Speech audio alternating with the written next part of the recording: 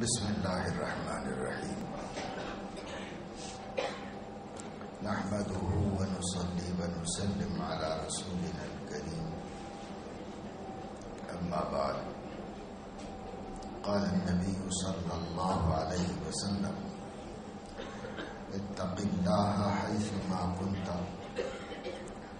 واتبع السيئة الحسنة تمحها وخالق الناس بخلق حسن او كما قال صلی اللہ علیہ وسلم۔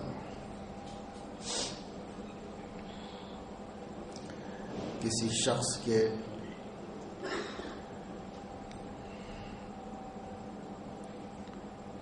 درخواست کرنے پر آپ صلی اللہ تعالی علیہ وسلم نے یہ تین باتیں ارشاد فرمائی تھی۔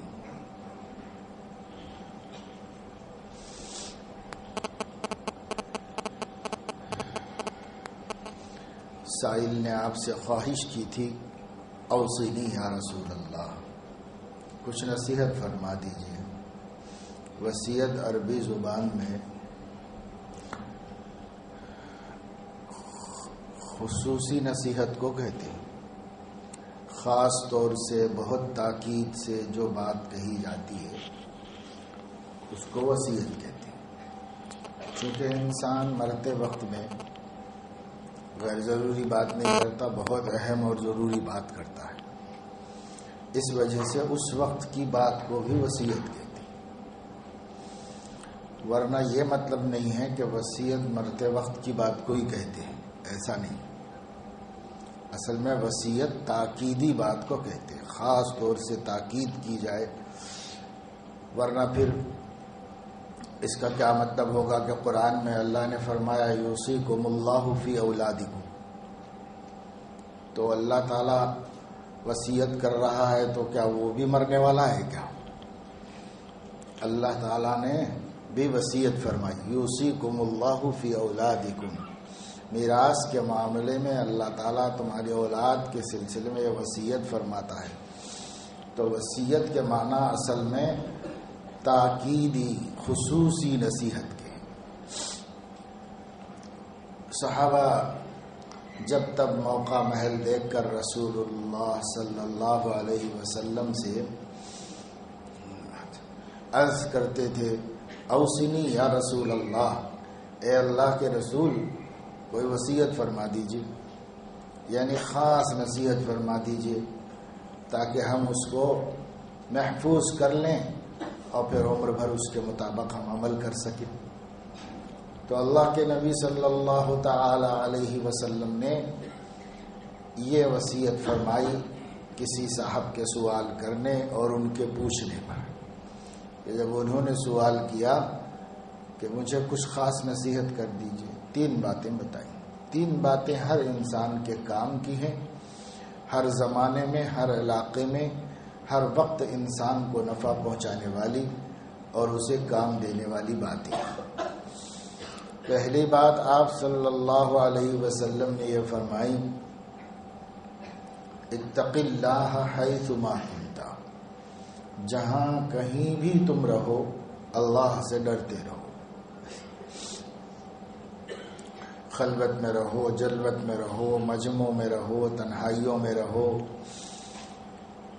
ایسی جگہ پر رہو جہاں کوئی دیکھ رہا ہے یا ایسی جگہ پر رہو جہاں کوئی تمہیں دیکھ بھی نہیں رہا ہے، بالکل تنے تنہا اکیلے ہو، کہیں بھی رہو اللہ سے ڈرتے رہو۔ اتق اللہ حیثما کنت، جہاں کہیں بھی تم رہو اللہ سے ڈرتے رہو، کیونکہ ایک اور دوسرے موقع پر آپ صلی اللہ علیہ وسلم نے ارشاد فرمایا ہے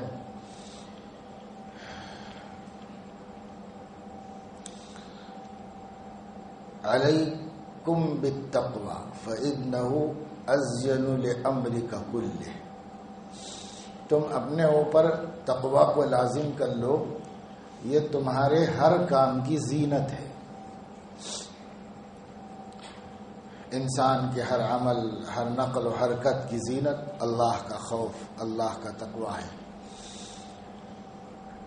تقوی اللہ کے معنی ہیں ہر ایسے کام سے بچنا جس کے بارے میں ہمیں علم ہو کہ اس سے اللہ ناراض ہوتے ہیں، اس کو تقوی کہتے ہیں۔ تو اس لیے فرمایا اتق اللہ، اللہ سے تم ڈرتے رہو، یعنی ایسے کاموں سے بچتے رہو جس کے بارے میں تمہیں معلوم ہے کہ اللہ تعالیٰ اس سے ناراض ہوتا ہے۔ اگر انسان اللہ تعالیٰ کی عظمت کو، اس کی مقام مرتبے کو، اس کی شان کی بلندی کو جان لے اچھی طرح، تو وہ کبھی بھی اللہ تعالیٰ سے بے خوف نہیں ہو سکتا۔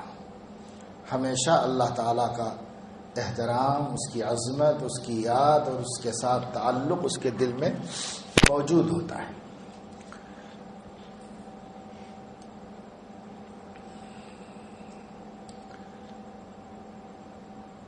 علم نہ ہونے کی وجہ سے، اللہ تعالیٰ کی معرفت نہ ہونے کی وجہ سے ہم اللہ تعالیٰ کی تقوی کے بارے میں سمجھ نہیں پاتے بات کو، اور غفلت اور لاپرواہی کے شکار ہو جاتے ہیں۔ دیکھیے غیر مسلم بھی کہتے ہیں ایشور کے علاوہ کوئی بھی نہیں ہے جو بندوں کا مالک اور انسانوں کا خالق اور تمام مخلوقات کا پیدا کرنے والا ہے۔ لیکن کیا اس حد تک مان لینے کی وجہ سے وہ مسلمان ہے؟ وہ مسلمان نہیں ہے۔ مسلمان ایسا ماننے کی وجہ سے ہوتا ہے کہ اللہ تبارک و تعالی شانہ ہی خالق و مالک تو ہے ہی، پوجنے کے لائق بھی وہی ہے اور حکم چلانے کے قابل بھی وہی ہے اور حکم ماننے کے قابل بھی وہی ہے، اور انسانوں کی پرورش کرنے والے اور انسانوں کی ضروریات زندگی کو پورا کرنے والے اللہ کے علاوہ کوئی نہیں۔ جب آپ کا اس پر یقین بنے گا تو اتق اللہ حیثما کنت پر عمل کرنا آسان ہو جائے گا۔ کہیں بھی رہیں گے تو اللہ تعالیٰ سے ڈر لگے گا، اللہ تعالیٰ کا احترام اور اس کی عظمت دل میں رہے گی۔ تو مومن کو چاہیے کہ وہ اللہ تعالیٰ کی معرفت حاصل کرے۔ اللہ تعالیٰ، ہاں ایک اللہ ہے ہمارا، ہم اللہ کو مانتے ہیں، ہم اللہ کی عبادت کرتے ہیں، یہ تو صرف سرسری قسم کی چیزیں ہیں۔ اللہ کی معرفت ہونا چاہیے کہ اللہ رب العزت کا کیا صفات اللہ کی ہیں اور وہ کتنی بڑی طاقت والا ہے، کیسی قوت اس کے پاس ہے۔ اس نے ہم کو جب پیدا کر کے کسی حکم کا پابند کیا ہے تو کیسے کسی کو حق ہو سکتا ہے کہ وہ اس کے حکم کی خلاف ورزی کرے۔ معمولی حاکم اپنی نافرمانیوں کو برداشت نہیں کرتے۔ ہر ملک میں قانون ہے کہ حاکموں کی نافرمانی کریں گے تو جیل میں بھیج دیے جائیں گے اور طرح طرح کی سزائیں دی جائیں گی، اور احکم الحاکمین کا تو پورا حق ہے۔ یہ دنیا کے حاکم تو کوئی ہمارے مالک بھی نہیں ہے، ہمارے خالق بھی نہیں ہے، لیکن احکم الحاکمین ہمارا مالک بھی ہے، خالق بھی ہے، حاکم بھی ہے، رب بھی ہے۔ تو جب اللہ تعالی حاکم ہے تو حکم حاکم پر زندگی گزارنا یہ ہر انسان کے لیے لازمی اور ضروری ہے۔ سیدنا یوسف علیہ السلام کو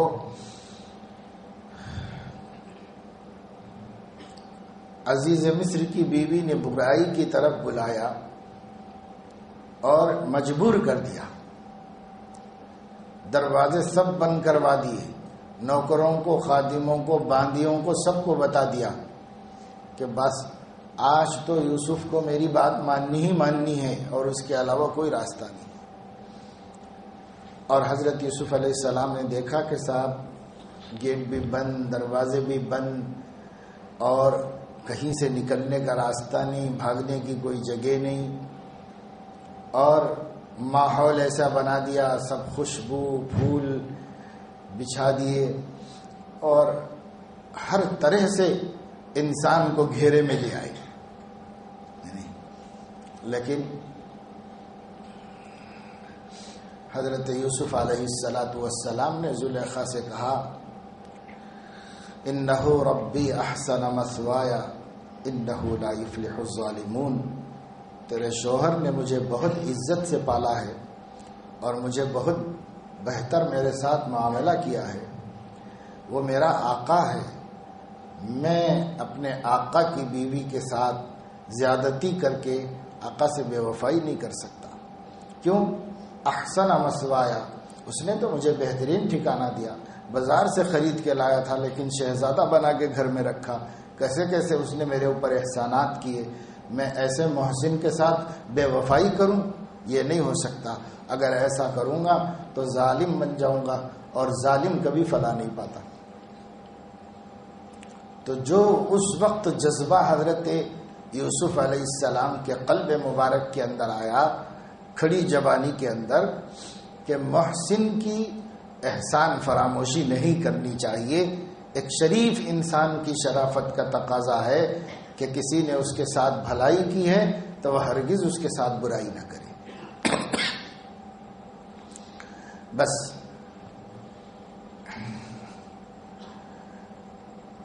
اس میں مثال ہے، اس مثال میں یہ سمجھایا گیا ہے، امام ابن قیم رحمۃ اللہ علیہ فرماتے ہیں کہ میں جب اس آیت پر پہنچا، ایک دن قرآن میں تدبر کر رہا تھا، کرتے کرتے اس آیت پر پہنچا تو میرے رونگٹے کھڑے ہو گئے، آنکھ سے آنسو نکل گئے اور میں سجدے میں گر گیا، اور میرے ضمیر سے یہ آواز نکلی کہ سیدنا یوسف علیہ السلام تو اچھا ٹھکانہ دے کر اچھی طرح عزت کے ساتھ پرورش کرنے کا یہ صلہ دے رہے ہیں کہ اپنے آقا کے ساتھ بے وفائی نہیں کر رہے ہیں، اور ہم اللہ تبارک و تعالی شانہ کے بے انتہا احسانات، بے انتہا انعامات کو استعمال کر رہے ہیں، برت رہے ہیں، فائدہ اٹھا رہے ہیں، اور اس کے باوجود اس کا خیال نہیں کر رہے ہیں کہ انہ ربی احسن مثوایا، وہ میرا رب ہے اور اس نے مجھے اچھی تخلیق فرمائی، انسان بنایا، مسلمان بنایا، روزی روٹی عطا فرمائی، بے عیب بنایا۔ تو اللہ تعالیٰ کے ان انعامات کا خیال ایسے ہم کو نہیں ہونا چاہیے جیسے یوسف علیہ السلام کو عزیز مصر کے احسانات کا خیال ہوا تھا، تو ہمیں بھی ہونا چاہیے۔ لیکن بات یہ ہے کہ ہم اس پہلو سے سوچتے ہی نہیں کہ اللہ کا ہمارے سے کیا رشتہ ہے، اللہ تعالیٰ کا ہم سے کیا تعلق ہے، اس پہلو سے ہم نہیں سوچتے۔ تو اس وجہ سے ہم کو چاہیے کہ اللہ رب العزت کی پہلے معرفت حاصل کرو، اللہ کو پہچانو، اللہ کون ہے، اس کی طاقت کیا ہے، اس کی قدرت کیا ہے، اور اس کے ہمارے اوپر کتنے احسانات ہیں۔ عربی زبان میں مقولہ مشہور ہے، الانسان عبد الاحسان، انسان کی فطرت یہ ہے کہ وہ احسان کا بندہ بن جاتا ہے، کوئی بھی احسان کرتا ہے تو اپنے محسن کے سامنے وہ اپنے کو قربان کر دیتا ہے اور چھوٹا بنا لیتا ہے۔ جب یہ انسانی فطرت ہے تو اللہ تعالیٰ کے کتنے احسانات ہیں بندے کے اوپر، پھر ان احسانات کے بعد ہمارا اللہ کے ساتھ کیسا غلامی کا معاملہ ہونا چاہیے، کیسا فرمانبرداری کا معاملہ ہونا چاہیے۔ تو اس کو تقویٰ کہتے ہیں، بار بار اس نسبت سے سوچنا کہ اللہ کا ہمارے اوپر ایسا احسان ہے اور ہمارا اللہ رب العزت کے ساتھ ایسا معاملہ ہے، تو یہ معاملہ ہمارا اللہ کے ساتھ بالکل صحیح نہیں ہے، بالکل غلط معاملہ ہے، ایسا نہیں ہونا چاہیے۔ کوئی شریف آدمی ایسا معاملہ نہیں کرتا اپنے محسن کے ساتھ۔ اس کو سوچتے رہنے سے تقویٰ پیدا ہو جاتا ہے۔ ہر وقت نافرمانی، وہ تنہائی میں بھی نافرمانی نہیں کر پاتا اللہ رب العزت کی، اکیلے میں بھی اللہ تعالیٰ کی نافرمانی سے بچ جاتا ہے۔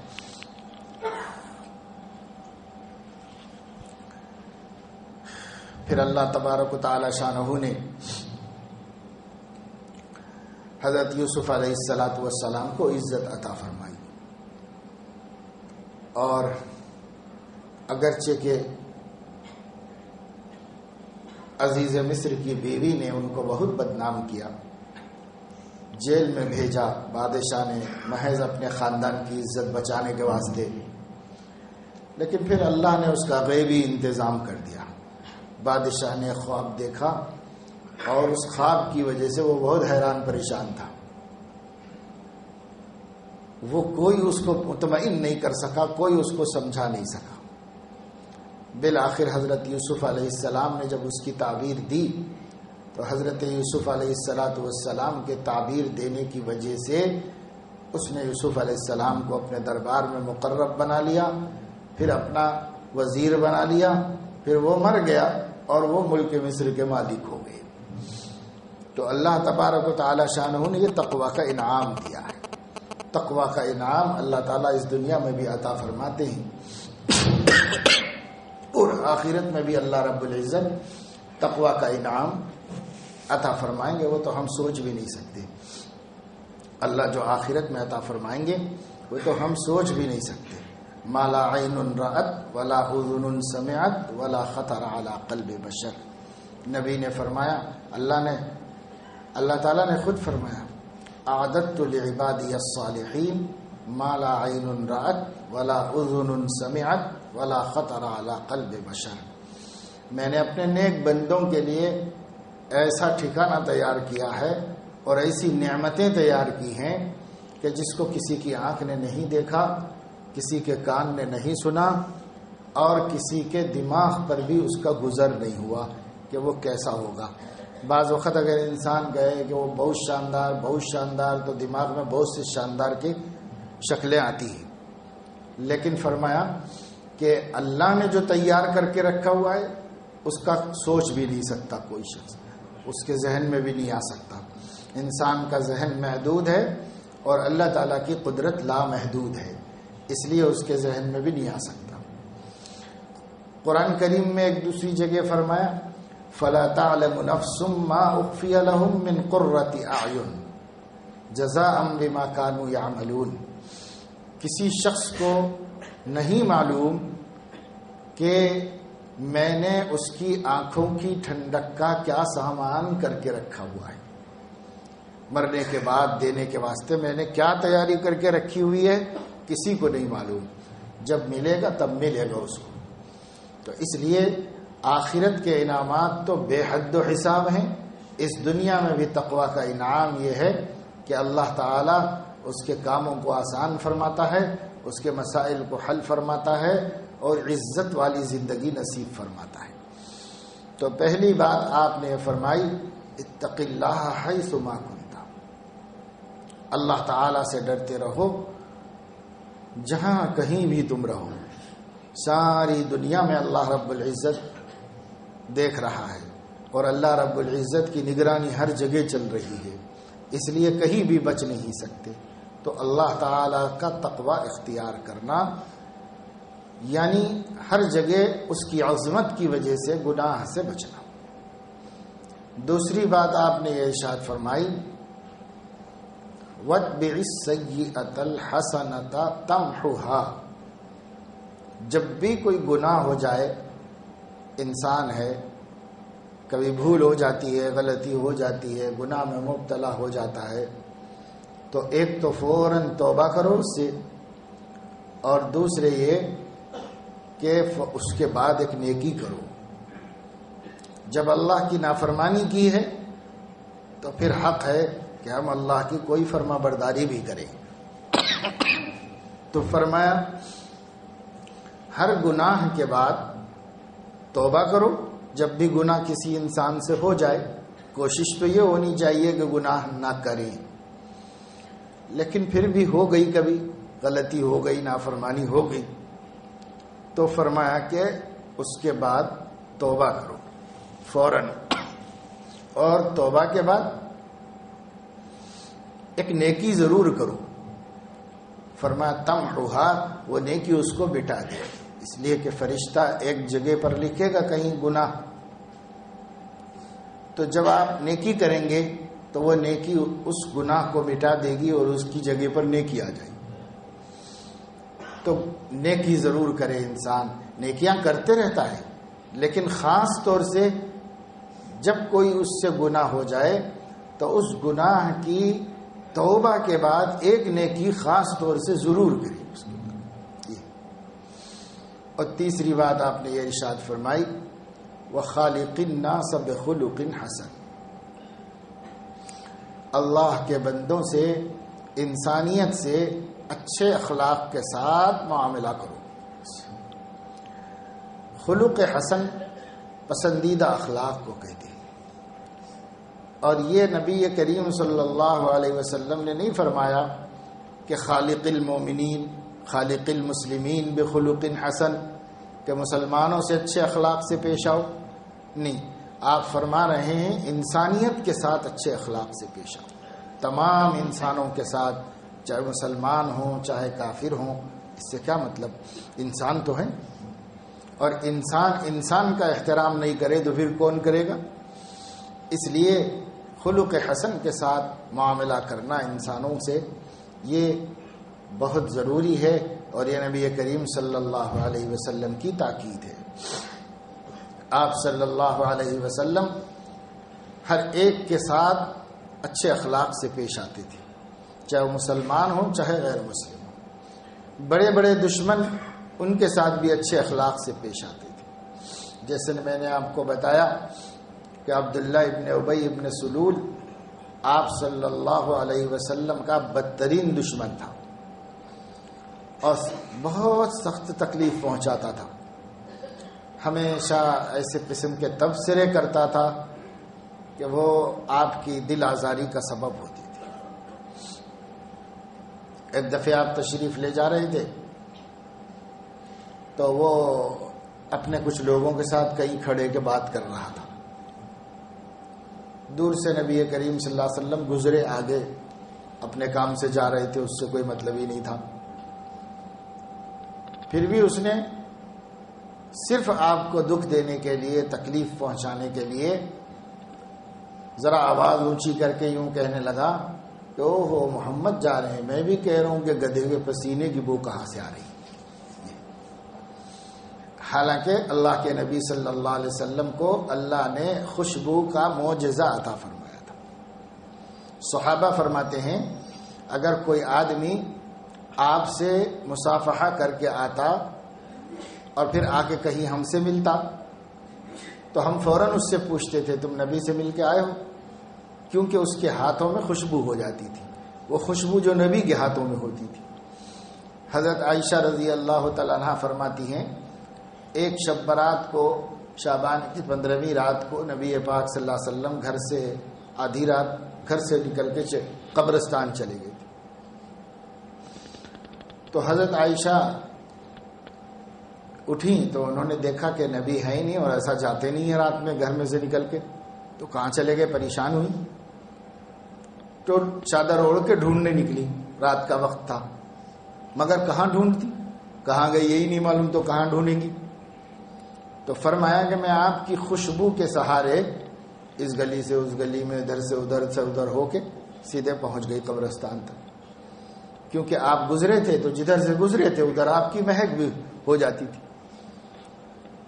تو بطور معجزہ کے اللہ نے ہمارے نبی صلی اللہ علیہ وسلم کو قدرتی خوشبو تن بدن میں رکھ دی تھی آپ کے، یہ معجزہ ہے حضور علیہ الصلوۃ والسلام کا۔ اس بدتمیز نے کیا کیا کہ اس کو اصل میں مہک آئی، حضور کی خوشبو آئی، تو حسد کے مارے اس کو خوشبو کہنے کے بجائے گدھے کے پسینے کی بو کہنے لگا۔ اس وقت صحابہ کہتے ہیں کہ نبی پاک صلی اللہ علیہ وسلم جو بہت ہی برداشت کرنے والے آدمی تھے، مگر اس وقت آپ نے کہا کہ اس بات سے میرا دل بہت دکھا، ظاہر ہے دکھنے کی بات تھی، ایسی تو حرکتیں کرتا تھا۔ ایک دفعہ بہت ذلیل ہوا،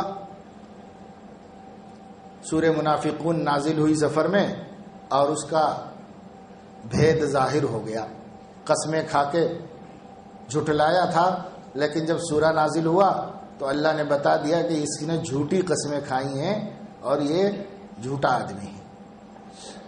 تو اس نے اس وقت کہا کہ اچھا مدینہ پہنچ کے معلوم ہوگا، عزت والے ذلت والوں کو نکال باہر کریں گے، یعنی اپنے کو عزت والا کہا اور نبی کو، نبی کے صحابہ کو ذلت والا کہا۔ یقولون لئن رجعنا الى المدینة لیخرجن الاعز منها الاذل۔ ان کے بیٹے تقدیر کی نیرنگی دیکھیے کیسی ہوتی ہے. اس کا بیٹا تھا حضرت عبداللہ، وہ بہت پکے مسلمان اور نبی کے عاشق تھے. یہ سب قصے وہاں سفر میں چلتے رہے، سنتے رہے، مشہور ہوتے رہے. لیکن جب حضور علیہ الصلاۃ والسلام مکہ مدینہ منورہ واپس ہوئے، قافلہ واپس ہوا، اور وہ منافقین بھی تھے اس میں، تو جب مدینہ کی آبادی شروع ہوئی تو حضرت عبداللہ ابن عبداللہ تلوار لے کے وہاں کھڑے ہو گئے اور اپنے والد کو روک دیا اور کہا کہ آج طے ہو جانا چاہیے کہ کون عزت والا ہے، کون ذلت والا ہے. لیکن پھر نبی پاک صلی اللہ علیہ وسلم نے ان کی رعایت فرما دی تو چھوڑ دینے کا حکم دیا تو چھوڑ دیا. تو میں آپ کو یہ بتا رہا ہوں کہ اتنا ہونے کے باوجود جب وہ مرا تو حضور علیہ الصلاۃ والسلام نے اپنا قمیص نکال کر کے ان کے بیٹے کو دیا کہ یہ قمیص اس کو پہنا دو، ہو سکتا ہے اللہ تعالیٰ اس قمیص کی برکت سے اس کے عذاب میں تخفیف فرما دے. تو آپ دیکھیے کہ ادھر سے کیا معاملہ ہے اور ادھر سے کیا معاملہ ہے. اسی کو آپ نے فرمایا خالق الناس بخلق حسن، لوگوں سے اچھے اخلاق کے ساتھ پیش آؤ. ان کے کیسے ہیں ہمیں اس سے مطلب نہیں. یہ سمجھنا کہ ہم اچھوں کے ساتھ اچھے ہیں اور بروں کے واسطے ہم سے برا کوئی نہیں ہے، تو کیوں بھائی ہم کیوں برے؟ اب اپنے برے ہونے پہ فخر ہے کیا؟ ہم برے نہیں، ہم کسی کے واسطے برے نہیں، سب کے واسطے اچھے ہیں، کیونکہ ہم ہمارے نبی کی امت ہیں. نبی کی امت ہونے کی وجہ سے سب کے واسطے اچھے ہیں، کسی کے لیے برے نہیں ہیں. تو اس لیے خالق الناس بخلق حسن. بس یہ 3 نصیحتیں نبی کریم صلی اللہ علیہ وسلم کی یاد رکھ لیں. ایک نصیحت یہ فرمائی جہاں کہیں رہو اللہ سے ڈرو. دوسری نصیحت یہ فرمائی جب بھی کوئی گناہ کا صدور ہو جائے تو توبہ کرو، اس کے بعد کوئی نیکی کرو. اور تیسری نصیحت یہ فرمائی لوگوں کے ساتھ حسن اخلاق سے پیش آؤ. اپنے کو اخلاق کی سطح سے گرا لینا بے عزتی کی بات ہے. عزت یہ ہے کہ سامنے والا چاہے کتنا ہی گرا ہوا ہو لیکن ہم اپنی سطح کو نیچے نہ گرائیں، ہم اونچی سطح سے اخلاق کی اس کے ساتھ پیش آئیں، کیونکہ ہماری نسبت ہمارے نبی کے ساتھ ہے. اس وجہ سے ہمیں اخلاق حسنہ کا معاملہ کرنا چاہیے. یہ 3 باتیں اللہ کے نبی صلی اللہ علیہ وسلم کی وصیت کی ذہن میں رکھ لو، دل پہ نقش کر لو اور اپنی زندگی میں اس کو داخل کر لو. بس تو انشاءاللہ تعالی اس سے بڑی برکت حاصل ہوگی اور بہت نفع ہوگا، بہت فائدہ ہوگا. بس اس کا خیال رکھو، ان باتوں پر دھیان دینا چاہیے. اسی کے ساتھ ساتھ اس کی طرف بھی دھیان دو کہ کپڑے سے ہمارے جو اوپر سے پہنا جاتا ہے ٹخنا نہیں چھپنا چاہیے. مردوں کا ٹخنا کپڑے سے نہیں چھپنا چاہیے. ساکس سے چھپ سکتا ہے، نیچے سے پہننے والے سے کپڑے سے چھپ سکتا ہے، اوپر سے پہنے جانے والے کپڑے سے نہیں چھپانا چاہیے. صحیح احادیث میں اس سلسلے میں بہت سخت وعیدیں آئی ہیں. آج بسا اوقات ہم لوگ چھوٹی چھوٹی معمولی باتوں کو بڑی اہمیت دیتے ہیں اور اس کو بہت بڑی اپنی پہچان بنا لینے کی کوشش کرتے ہیں، لیکن ایسی سخت وعید نبی کریم صلی اللہ علیہ وسلم نے فرمایا جو ظالم بادشاہ ہے، جو پڑوسی کی عورت سے زنا کرنے والا ہے اور جو اپنے کپڑے کو ٹخنے سے نیچے تک لٹکانے والا ہے، ان کے بارے میں فرمایا کہ لا یکلمہم اللہ یوم القیامۃ ولا یزکیہم ولا ینظر الیہم ولہم عذاب علیم. اللہ رب العزت قیامت کے دن ان سے بات بھی نہیں کرے گا، ان کو دیکھے گا بھی نہیں، ان کو پاک بھی نہیں کرے گا اور عذاب میں مبتلا کرے گا. 4 سخت عذابات بتائے گئے. پڑوسی کی بیوی سے زنا کرنے کو بھی اسی میں شمار کیا گیا ہے، بادشاہ ہو کر ظلم کرنے کو بھی اسی میں شمار کیا گیا، اور ٹخنے سے نیچے کپڑا لٹکانے کو بھی اسی میں شمار کیا گیا۔ تو بات یہ ہے کہ بعض چیزیں ہم لوگوں کو ہضم نہیں ہوتی تو ہم اسے دین میں شمار ہی نہیں کرتے۔ یہ اتنی سخت بات ہے کہ سیدنا عمر رضی اللہ تعالی عنہ پر جب حملہ کیا گیا تھا اور اس کے بعد وہ بہت ہی زخمی ہو کر گھر میں پڑے ہوئے تھے، صحابہ ملاقات کے لیے آ رہے تھے، ان کی عیادت کر رہے تھے، وہ ان کا آخری دن تھا اور آخری وقت تھا۔ حدیث میں آتا ہے کہ حضرت عمر رضی اللہ تعالیٰ عنہ اسی حالت میں لیٹے ہوئے تھے کہ ایک صاحب عیادت کرنے کے لیے آئے، وہ صحابی تھے، تو ان کی جو چادر تھی، لنگی جو تھی، وہ ان کی لنگی وہ ٹخنے کے نیچے جا رہی تھی۔ حضرت عمر رضی اللہ تعالیٰ عنہ نے اس آخری وقت میں بھی آنکھیں اٹھا کر کے ان کی طرف دیکھا غصے سے اور فرمایا اس کو معمولی بات مت سمجھو، اپنے کپڑے کو ٹخنے سے اونچا کرو۔ تو اگر امیر المومنین عمر فاروق کے نزدیک یہ کوئی معمولی سی بات ہوتی جیسے آج کل ہم لوگوں نے اسے معمولی سی بات بنا لی ہے، تو اس آخری وقت میں موت قریب ہے، ایسے وقت میں اس کی تنبیہ نہ فرماتے حضرت عمر۔ انہوں نے نبی سے اس کو سنا، بار بار سنا تھا، بار بار تاکید فرماتے تھے نبی پاک صلی اللہ علیہ وسلم۔ بعض لوگ کہتے ہیں کہ وہ تو تکبر سے کرنا منع ہے اور ہم تکبر سے نہیں کر رہے، تو خود سمجھ لینا چاہیے کہ ایسا بولنا خود تکبر ہے۔ تکبر نہ ہوتا تو بات مان لیتا نبی کی، تکبر رہنے کی وجہ سے تو ہیلے بہانے کر رہا ہے، تماشے کر رہا ہے۔ اگر تکبر نہ ہوتا، وہ شخص متکبر ہے جو نبی کی بات سن کر ہیلے والے کرتا ہو، وہ متکبر ہی ہے۔ ایک دفعہ ایسا ہوا کہ حضور علیہ السلام تشریف لے جا رہے تھے، آگے کوئی اور جا رہا تھا، وہ بھی سب صحابہ تھے، ان کی لنگی ذرا نیچے اتر گئی تھی۔ آپ نے فرمایا اے شخص اپنی تہبند اونچی کر لے، تو انہوں نے پلٹ کے دیکھا کون بول رہے ہیں، تو حضور صلی اللہ علیہ وسلم تھے۔ وہ قریب آئے، انہوں نے ادب سے کہا یا رسول اللہ، یہ غریب آدمی، کھانے کو کھانا نہیں ہے، پہننے کو کپڑا نہیں ہے، اب یہ پرانی سی چادر، اس میں کیا تکبر کروں گا؟ وہ ویسے ہی غلطی سے لٹک گئی، تکبر سے نہیں لٹکی۔ تو آپ صلی اللہ علیہ وسلم نے فرمایا کہ کیا عمل کرنے کے واسطے میرا عمل کافی نہیں؟ یہ سب بحث کی کیا ضرورت ہے کہ تکبر ہے کہ نہیں ہے کہ ہے، یعنی اس کی ضرورت کیا ہے؟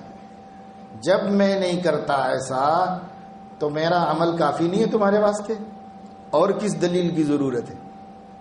تو آپ نے ان کو یہ جواب دیا، اور یہی صحیح سوچ امت ہے، اس کو امت پن کہتے ہیں۔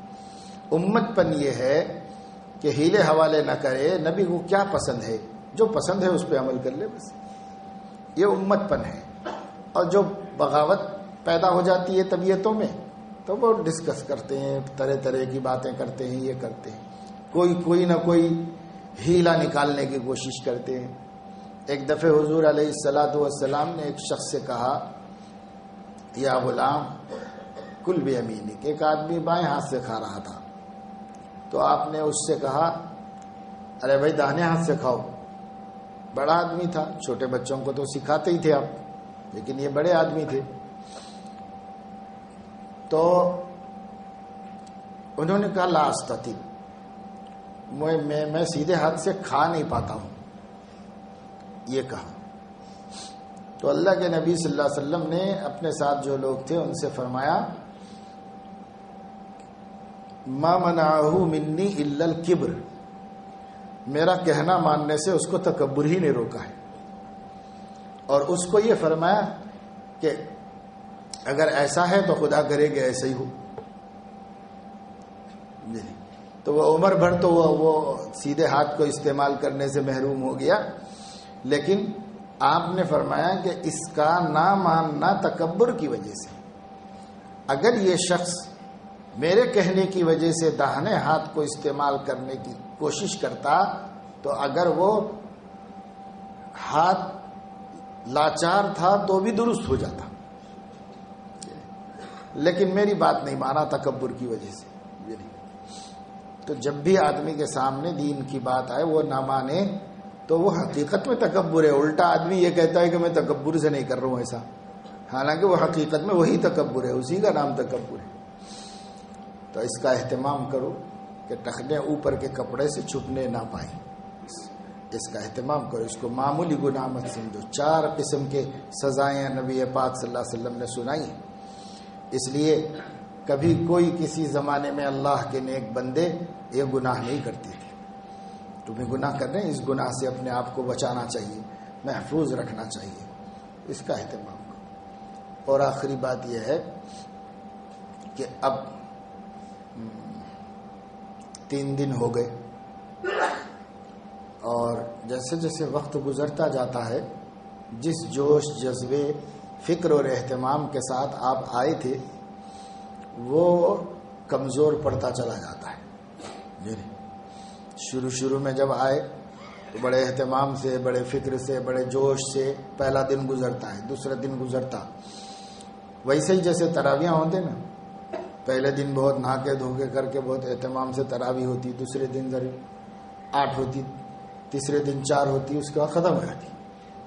ایسے ہی اعتکاف میں بھی پہلا دن، دوسرا دن یعنی ذرا جوش خروش سے چلتا. اس کے بعد دھیرے دھیرے کمزوری پیدا ہوتی ہے.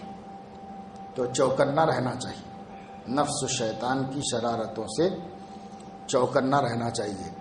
اور اس جذبے کو چاند نظر آنے تک مان پڑنے نہیں دینا چاہیے، کمزور پڑنے دینا نہیں چاہیے. نفس بہت عیار ہے، بہت چالاک ہے، اس سے بچنا آسان کام نہیں. تو اس واسطے جو ہے ہمیشہ چوکنا رہنا اور ہم کو کہیں ڈھیلا پڑنے نہ دیں. 10 دن ہی کی تو بات ہے، وہ 30 دن کو اللہ نے فرمایا ایام معدودات. ارے میرے بندو چند دن کی بات ہے، روزہ رکھو. 30 دن زیادہ دن کی بات نہیں ہے، 30 دن کی بات ہے. تو یہ تو 10 ہی دن ہے، اس لیے اس کو اس اہتمام کے ساتھ رکھیے. اور شروع میں جو لوگ آ جاتے ہیں سنت موقدہ کے لیے تو اصل میں تو ان کی پلاننگ بہت پہلے سے رہتی ہے اور بہت نیتوں کے ساتھ، اغراض کے ساتھ، جذبات کے ساتھ رہتی ہے. بعد میں پھر آہستہ آہستہ جن لوگوں کو موقع نہیں ملا یا جن لوگوں کو فرصت نہیں ہے یا چھٹی نہیں ہے تو وہ دھیرے دھیرے 2 دن 3 دن آخر کے کچھ دن تو بڑھتے چلے جاتے ہیں. تو یہ جو آتے ہیں نا یہ کوئی زیادہ جذبے سے نہیں آتے ہیں. تو ڈھیلے لوگوں کے ساتھ اختلاط ہو جاتا ہے تو جو پکے لوگ تھے وہ بھی ڈھیلے پڑنے لگتے ہیں. تو اس لیے اس کے طرف سے ہوشیار رہو. بعض کو آپ ہی بلا لیتے ہیں، دل نہیں لگ رہا بول کے، تو وہ آ جانے کے بعد سے باتیں شروع ہو جاتی ہیں. آ جانے کے بعد سے پھر ہمارے کو نگرانی بہت کڑی کر دینا پڑتا ہے، سخت نگرانی کر دینا پڑتا ہے. سمجھے نہیں؟ گرمی زیادہ ہو گئی تو کولنگ بڑھا دینا پڑتا، کولنگ زیادہ ہو گئی تو ہیٹنگ بڑھا دینا پڑتا، مسلسل پیچھا کرنا پڑتا ہے. نہیں. تو اس لیے جو لوگ تھوڑا وقت لے کے آئے ہیں ان کو تو اور زیادہ فکر کے ساتھ کہ بھئی ہم زیادہ وقت بھی نہیں نکال سکے، 2 ہی دن نکال سکے، 3 ہی دن نکال سکے. اپنی اپنی مجبوریاں ہوتی ہیں، اپنے اپنے مسائل ہوتے ہیں. تو وہ جو بھی وقت لے کر آپ آئے ہیں پورا کا پورا وقت دعا، عبادت، استغفار، نفل، اللہ سے توبہ، اللہ کی طرف رجوع اور یہ جو معمولات ہیں اس کی پابندی اس میں لگا لینا چاہیے. تو لے کے جائیں گے، چاہے 3 دن والے ہوں چاہے 2 دن والے ہوں، کچھ نہ کچھ یہاں سے نور لے کے جائیں گے، نور ایمان اپنے دل کے اندر. ایسا تو اس کا خیال دھیان رکھو. پرانے ہو جائیں گے، یہ 3 دن گزر گئے، تھوڑا تھوڑا اثر دکھ رہا، 5% کچھ سستی نظر آ رہی ہے. جی نہیں، پھر 4 دن 5 دن کے بعد جو ہے وہ 20% ہو جاتی ہے، پھر ایسے بڑھتی ہے، بعض وقت بہت بڑھ جاتی ہے. اخیر کے 5 دنوں میں تو بہت سارے دوست احباب آ جاتے ہیں. ان کے آنے کے بعد اب پوچھو ہی مت ٹائم کیسا خراب ہوتا. تو اس لیے اس کا خیال رکھو، دھیان رکھو.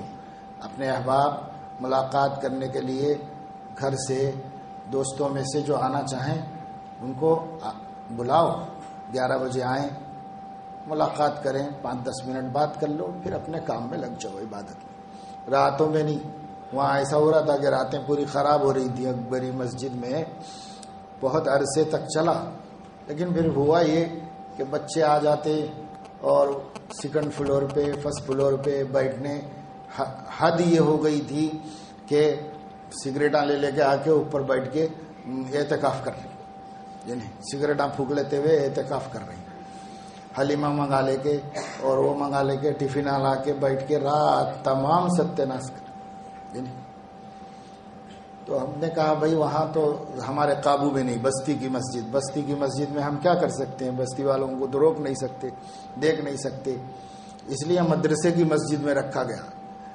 رہے ٹھیک، نہیں رہے تو گزارش کر کے تشریف لے جائیے بھائی، بلکہ بھیجا دے سکتے ہیں، اس واسطے یہاں پر رکھا گیا کہ جو بھی رہیں 100% وقت کا صحیح استعمال کریں۔ احباب آئیں، جو شادی شدہ ہیں، اپنے بچوں کو ملاقات کے لیے بلانا چاہیں بلاؤ، صبح میں کسی وقت میں 10 بجے کے وقت بلاؤ، 5 منٹ 10 منٹ دیکھ لو، بات کر لو، خیر خیریت پوچھ لو، رخصت کر دو، اور بولو کہ میں تو آیا ہی سب چھوڑ چھاڑ کے ادھر کچھ اللہ تعالیٰ کے ساتھ لگے رہنے کے واسطے، تو تم لوگوں کے ساتھ تو سال بھر رہتا ہوں، یہ 10 دن اللہ تعالیٰ کے ساتھ رہنے کے لیے آیا ہوں، اس لیے زیادہ ڈسٹرب مت کرو۔ اعتکاف میں ملنا ملانا منع نہیں ہے، لیکن لمبی مجلس سے مت کرو، بس آپس میں بھی جو یہاں موجود ہیں وقت خراب مت کرو، بیٹھنا نہیں، راتوں میں بھی ایسے جاگو، عبادت کے لیے جاگو، بس عبادت کے لیے جاگو، اپنی جگہ پہ عبادت کر لو، بس ایک لائٹ کھلی رکھی جاتی ہے کیونکہ جو سونا چاہتے ہیں ان کو ڈسٹرب نہ ہو، اور جن کو پڑھنا ہو جو ایک لائٹ کھلی رہتی ہے ادھر جا کے پڑھ لو ایسے، اور نفلیں تو آپ اندھیرے میں بھی اپنے بستر پہ قبلہ رخ بستر بچھا ہوا ہے، کھڑے ہو جانا، نماز جتنی چاہے پڑھ لو، ذکر دعا کے لیے بھی لائٹ کی ضرورت نہیں ہے آپ کو، جتنی چاہے اپنے بستر پہ دعائیں پڑھو، اللہ تعالیٰ سے توبہ کرو، استغفار کرو، ذکر کرو، سب ہے، لیکن باتیں مت کرو، باتوں سے قلب کا نور ختم ہو جاتا ہے، قلب کا نور ختم ہو جاتا ہے۔ تمام اہل اللہ کا اس پر اتفاق ہے، صحابہ سے اور خود نبی کریم صلی اللہ علیہ وسلم سے بھی،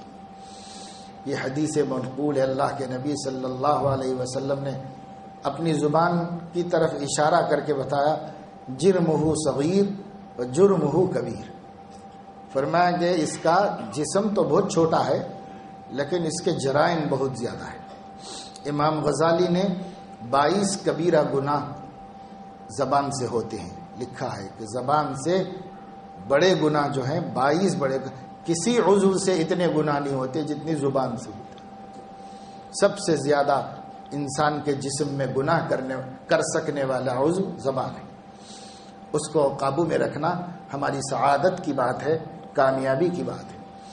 تو اس کا آپ لوگوں کو یاد دہانی کرانے کا مقصد یہ ہے کہ ٹائم خراب نہ ہو، نظام میں جڑے رہو، کام کام کام، بس پھر انشاءاللہ دیکھتے دیکھتے چاند نظر آ جائے گا، گھر چلے جائیں گے، آپ کے دوست احباب ہیں، آپ کے رشتہ دار ہیں، آپ کے محلے والے ہیں، آپ کا اپنا رشتہ دار، مائکا ہے، سسرال ہے، سب دیکھ لو اس کے بعد جا کے، یہ نہیں، یہاں زیادہ عبادت، اس کی طرف زیادہ دھیان توجہ دینے کی ضرورت ہے۔ اللہ تعالیٰ توفیق عمل نصیب فرمائے اور ہر طرح کے شرور و فتن سے اللہ پاک حفاظت فرمائے، اور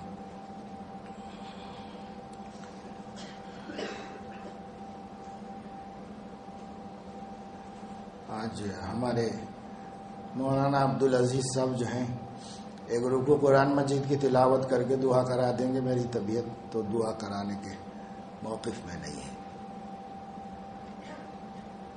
آئیے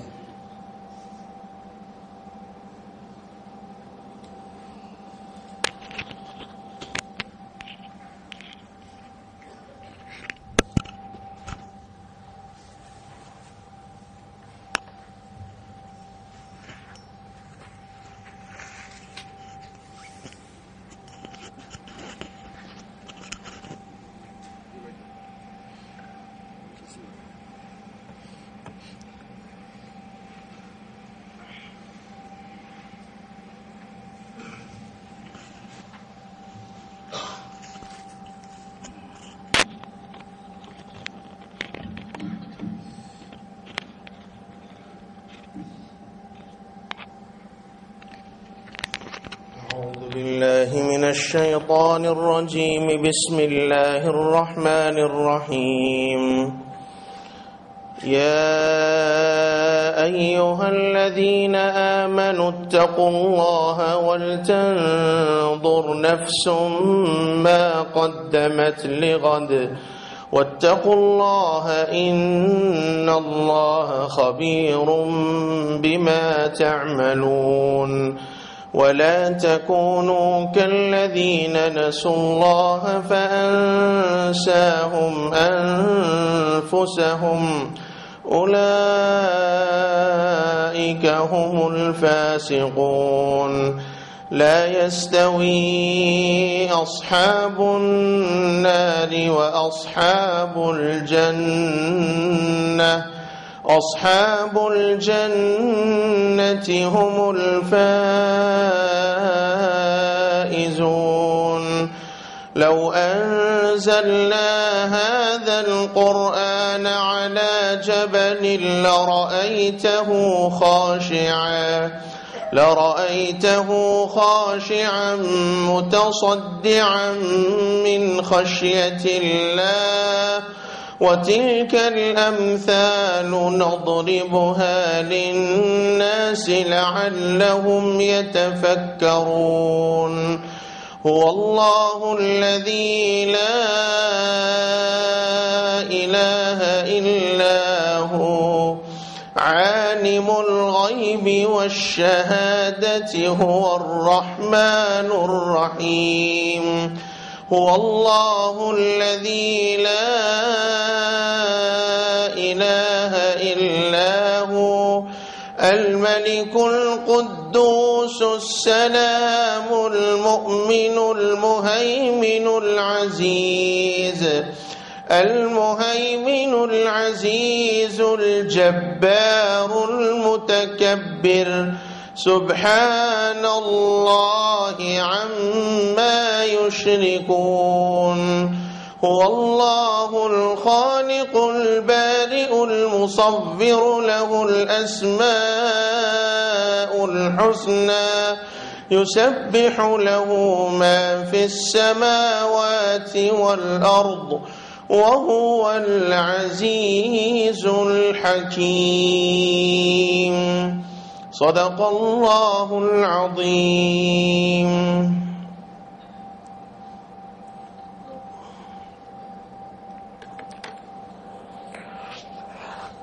الحمد لله رب العالمين. اللهم صل على سيدنا محمد وعلى آل سيدنا محمد وبارك وسلم.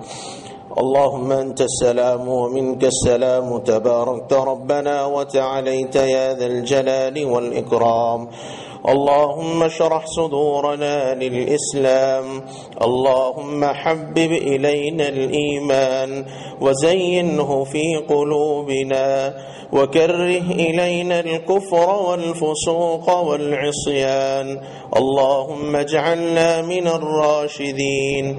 اللهم اجعلنا من أهل القرآن الذين هم أهلك وخاصتك يا ذا الجلال والإكرام. اللهم ألبسنا به الحلل وأسكننا به الذلل وأسبغ علينا به النعم وادفع به عنا النقم واجعلنا به عند الجزاء من الفائزين وعند النعماء من الشاكرين وعند البلاء من الصابرين. ولا تجعلنا ممن استهوته الشياطين فشغلته بالدنيا عن الدين فأصبح من النادمين وفي الآخرة من الخاسرين. اللهم اجعل القرآن العظيم لقلوبنا ضياء ولأبصارنا جلاء ولأسقامنا دواء ولذنوبنا ممحصا وعن النار مخلصا.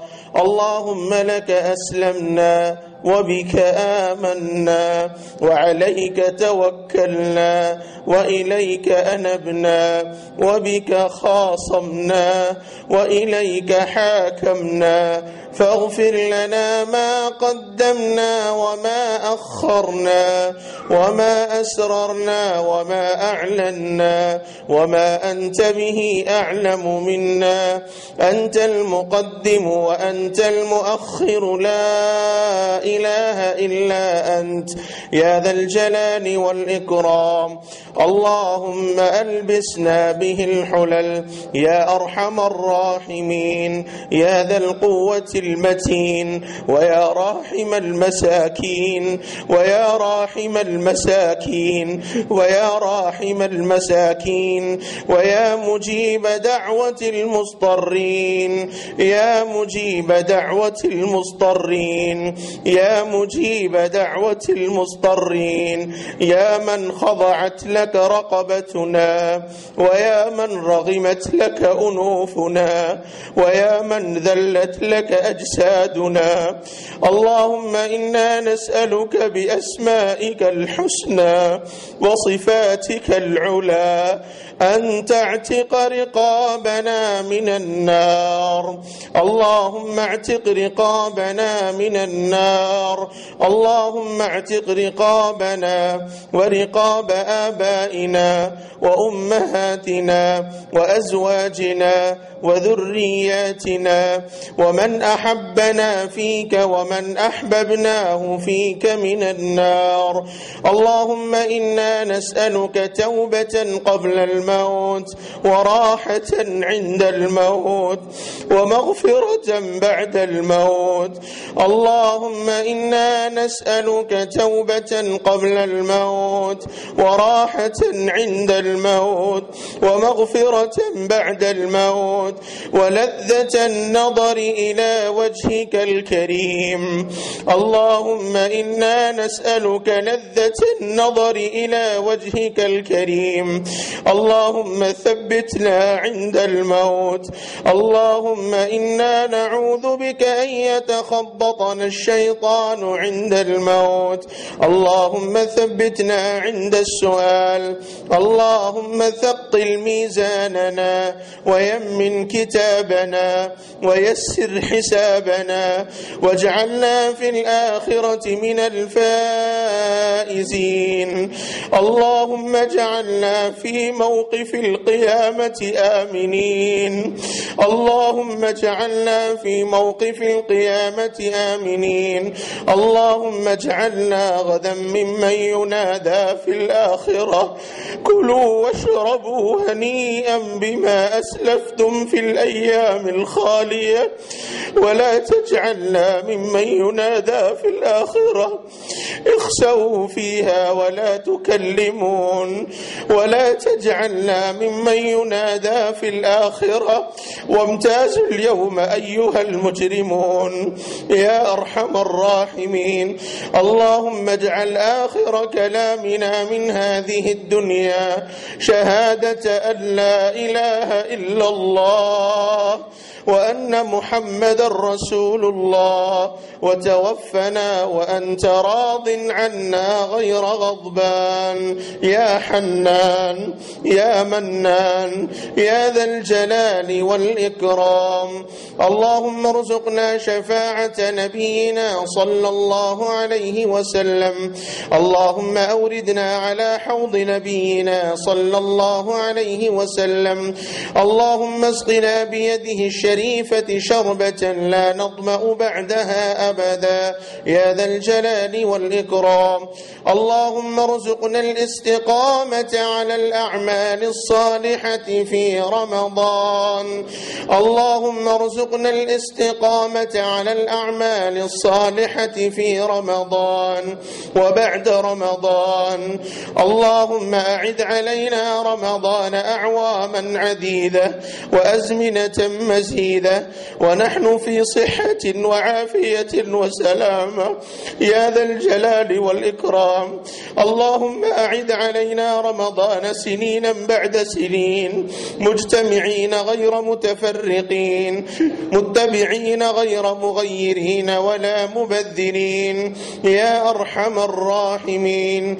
إلهنا إلهنا إلهنا، قد ربح الصائمون وفاز القائمون ونجى المخلصون، ونحن عبادك المذنبون، ونحن عبادك المذنبون، ونحن عبادك المذنبون. فاعف عنا فاعف عنا واغفر لنا وارحمنا.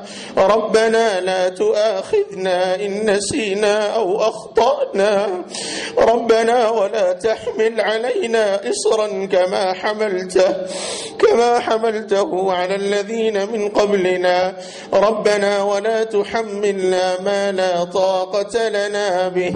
واعف عنا واغفر لنا وارحمنا. أنت مولانا فانصرنا على القوم الكافرين. ربنا آتنا في الدنيا حسنة وفي الآخرة حسنة وقنا عذاب النار. اللهم ادخلنا الجنة مع الأبرار يا عزيز يا غفار يا رحيم يا ستار يا رب العالمين. ربنا تقبل منا إنك أنت السميع العليم، وتب علينا إنك أنت التواب الرحيم. واغفر لنا ولوالدينا ولمشايخنا ولعلمائنا ولأساتذتنا ولجميع المسلمين الأحياء منهم والميتين. وصلى الله وسلم على سيد الأولين والآخرين، أفضل الأنبياء والمرسلين، نبينا وسيدنا وقدوتنا وقرة أعيننا محمد بن عبد الله خاتم الأنبياء والمرسلين، وعلى آله وصحبه أجمعين. سبحان ربك رب العزة عما يصفون وسلام على المرسلين والحمد لله رب العالمين.